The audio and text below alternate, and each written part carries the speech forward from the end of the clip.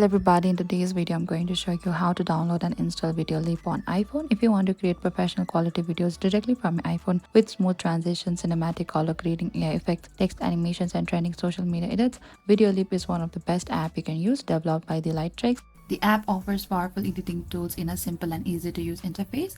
With Videoleap, users can trim and combine clips, add text and music, apply cinematic effects, use transitions, remove backgrounds, and even work with layered editing all directly from their mobile device. And in this step-by-step guide, I'll walk you through exactly how to download and install Videoleap safely on your iPhone even if you've never installed it before. First, open to your app store on your device here, and in the bottom we can find there's a search bar. Select to the search bar and type down Videoleap and search for it. Over here we can find this Videoleap AI editor. What you can do is on the beside we can find this get icon. Select to this get icon there. So in order to download it, what you can do is you can simply confirm it with your side button. Simply double click to install it, and that is it. You can open it with your Face ID, Apple ID password, or the fingerprints, and it will start downloading. Thank you for watching this video. I hope I could help you. Don't forget to like, share and subscribe, and if you have any queries or confusion, please comment down below and we will reach out to you very soon.